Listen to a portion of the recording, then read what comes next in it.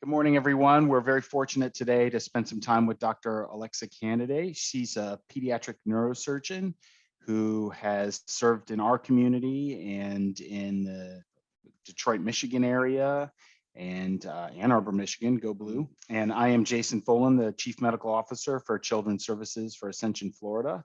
And we are here to celebrate and talk about Black History Month.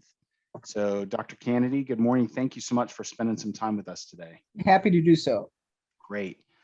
So I just had a few questions and I wanted you really to kind of take the show here. But one of the things that comes up when we talk about Black History Month is the challenges and things that African-American individuals face. It's an interesting question because in reality, I was helped by the fact that I had already experienced discrimination. Mm-hmm. And so in my residency, my expectations were to finish, not to be liked, not to care whether they liked me or not. And I was therefore, I think, prepared Right. by my previous experiences to just identify what my goal was and go for my goal and forget the rest of the nonsense and the noise. I think you have to concentrate on what you want. And now that doesn't mean you don't have to plan. Now, I was strategic in my plan. I said, why don't people want you? They don't want you because they think you won't finish. Because in neurosurgery, as you know, there are 1 or 2 residents. So if somebody gets fired or somebody quits, it's a disaster for the program for 3 or 4 years. Yeah. And so I went systematically about becoming a neurosurgery groupie. So when I was in Ann Arbor, if I didn't have to be someplace else and there was a neurosurgery conference, I was there. Enough so that by the end of my senior year, they would call on me in conference. I was that present. And at the time, we had a chance to do away rotations, three away rotations for 6 weeks. And I did 3 all in neurosurgery at Yale, University of California, San Francisco, and in New York. Again, trying to say, see me, I'm safe, I can do the work, I know what I'm about. So I'm a safe choice.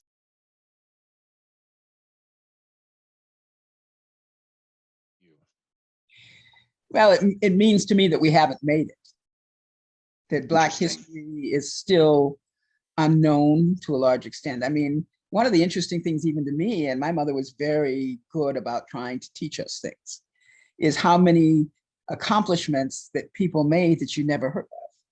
Yeah. When I went to the museum in Washington, which is a phenomenal place, the African-American Museum, is, they take you down to the bottom and you start at the bottom, which is, people in Africa, and you travel along the way. And I'm not a person, as you know, that gets very angry. Yeah. But when I walked out, I was very angry. I can imagine that. Yeah. Because what it shows is that you started out with slavery, which is an absolute stealing of your body and your economic value. Then you go sharecropping, which is a stealing of your economic value. And even though you're supposed to be free, you couldn't just really freely leave. People would be stopped from leaving. Then you go to the period of segregation in which you're not open job, good jobs are not available to you. Bank loans cost you more, car insurance costs you more, your houses are undervalued. So your economic value is still being stolen.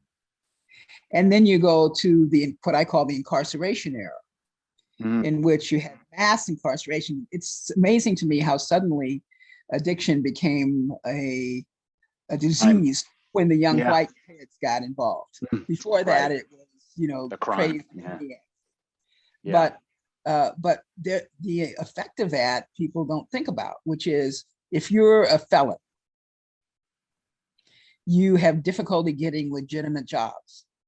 And what you have is a number of people in your community who prey on that population and underpay them and pay them off the books with no benefits. So their economic value is still being stolen.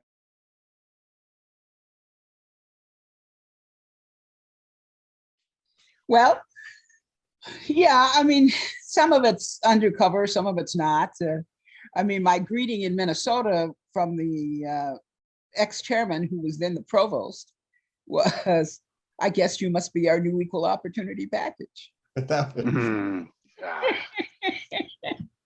Yeah. So I looked at him and said, well, yeah, I guess I am. And that was fine. That, you know, So one of the things that I don't really understand or appreciate, and I'm trying to, is what did it mean when to you, aside from the politics, when Barack Obama was elected president?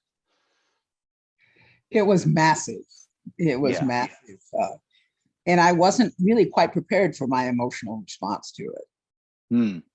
It now the other side was you got treated with tremendous disrespect.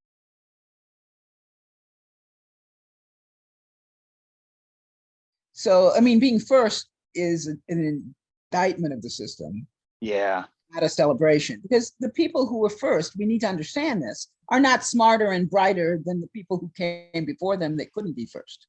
And I don't think people always understand that. It's not that you're Yeah. super.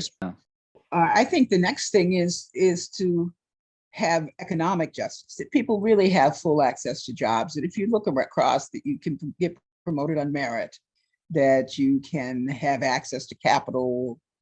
You know, like there was a huge group of Black farmers who wanted to farm, but they couldn't get access to federal loans. The local agents would, you know, find a reason not to give it to them. Yeah. And this kind of thing. So you just want an opportunity to participate in this. Yeah. Well, is there anything you want to say to all of us that are watching this? You know, I've been kind of grilling you. I guess I would say that, you know, we're in a time that is by no means encouraging right now for African Americans. And I think that you need to play the long game. Yeah. Which is it comes and it goes, but it never goes back as far as it was. Yeah. So it's inching forward, and it's hard to be patient with that. But that's how progress is made, inching forward. Yeah. There's always a reaction. Yeah. And a backward a correction. So don't be disheartened by what's happening. Don't lose faith and hope. We always just got to keep pressing forward. I mean, that's a life lesson. I appreciate so much you taking the time to talk to me. Nice chatting with you. Absolutely. Bye-bye. Thank you. Bye.